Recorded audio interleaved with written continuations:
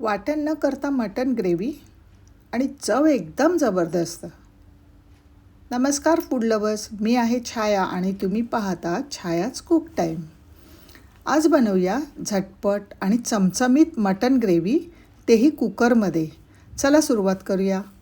इथे आपण मसाले घेतलेले आहेत. हा जो मटण मसाला बनवतोय हा वेगळ्या पद्धतीचा मटण मसाला आहे आणि ह्यामध्ये आपल्याला हे मटण बनवायचं आहे. इथे मी धणे, जिरे, बडीशोप हलकंसं गरम करून घेतलं. त्यानंतर काळी मिरी, लवंग, दालचिनी, चक्रफूल, दगडफूल, तमालपत्र अशा प्रकारे तेल न घालता हा खडा मसाला ड्राय रोस्ट करून घेतला आहे.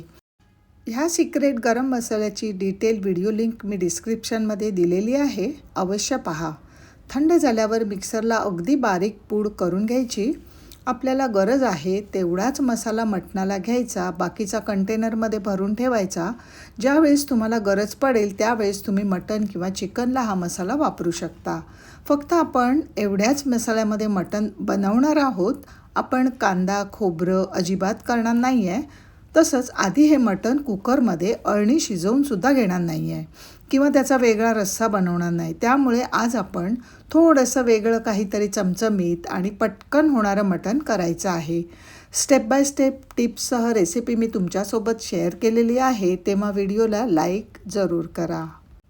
इथे आपण अर्धा किलो कच्चं मटण मी मीठ लावून स्वच्छ धुवून घेतलं आहे आणि आता हे मटण आपण मॅरिनेट करूया. मटण स्वच्छ कसं धुवायचं याचा व्हिडिओ आपल्या चॅनलवर अपलोड केलेला आहे. त्याची लिंक मी डिस्क्रिप्शनमध्ये दिलेली आहे, नक्की जाऊन पहा. मटण मॅरिनेट करण्यासाठी मटणामध्ये घालूया अर्धा चमचा मीठ, अर्धा चमचा हळद, 1 चमचा आलं लसूण पेस्ट, 1 चमचा काश्मीरी मिरची पूड. त्यानंतर हा जो गरम मसाला आपण तयार केला आहे हा 2 चमचे घालूया आणि हा आपल्या रोजच्या साठवणीतला मसाला अर्धा चमचा घातलेला आहे. हे सर्व मसाले मटणाला छान चोळून लावायचे. आता हे मटण 10 ते 15 मिनिटांसाठी मॅरिनेट करायला ठेवून द्यायचं. हे मटण आपण कुकरमध्ये शिजवतोय. अगदी अर्ध्या तासाच्या आत हे शिजवून होतं. करायला सोपं आणि चवीलाही अप्रतिम लागतं. कुकरमध्ये 1 चमचा तेल घालून 1 तमालपत्र घालूया. त्यानंतर 2 मीडियम साईजचे कांदे बारीक चिरून घेतलेत. याला छान बदामी रंग येईपर्यंत आपल्याला परतून घ्यायचा आहे.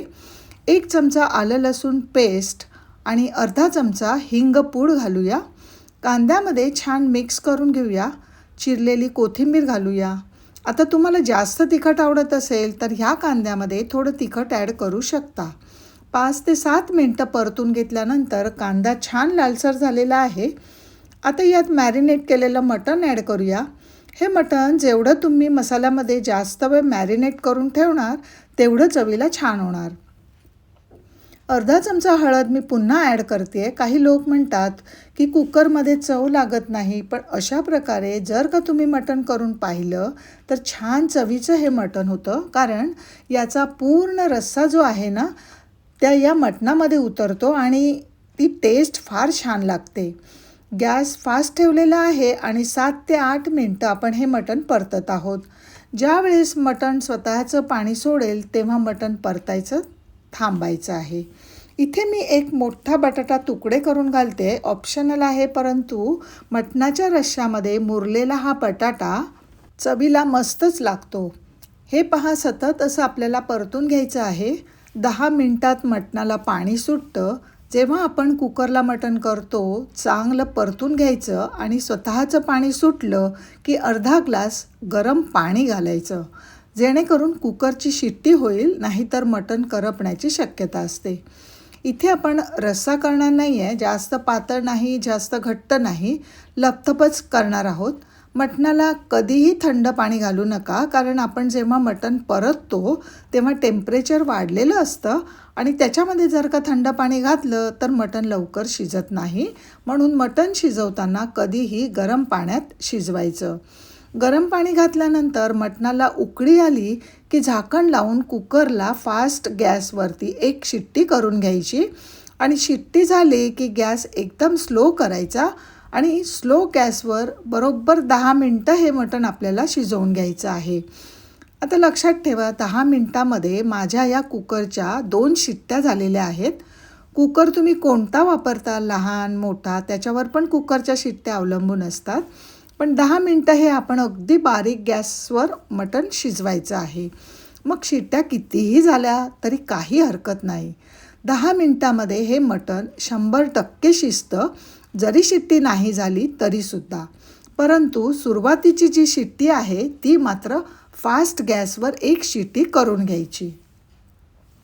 अशा प्रकारे आपलं बिना कांदा खोबऱ्याचं मटण वाटण न करता कुकरमध्ये झटपट अप्रतिम असं मटण तयार झालेलं आहे. आणि तुम्ही पाहू शकता मटण देखील छान मऊसूत शिजलेलं आहे. आता आपल्याला याला स्मोक द्यायचा आहे. आपण चुलीवर कोळशावर जसं मटण शिजवतो त्या मटणाला कोळशाचा स्मेल येतो, तसं आपण या मटणाला कोळशाचा स्मोक देऊया. गॅसवर मी कोळसा छान लालसर करून घेतलेला आहे. हा जळालेला कोळसा वाटीमध्ये ठेवून त्यावर तुपाची धार सोडावी आणि पटकन झाकण लावायचं आहे. या झाकणातून धूर जाऊ द्यायचा नाही. 5 मिनिटांनी झाकण काढायचं. अशा प्रकारे आपलं स्मोकी सुंदर बिना झंझटचं मटण तयार आहे. तुम्हाला आजची ही मटणाची रेसिपी आवडली का? या पद्धतीने तुम्ही देखील करून पहा, खाऊन पहा. रेसिपी आवडल्यास लाईक, शेअर आणि सबस्क्राईब करा. धन्यवाद.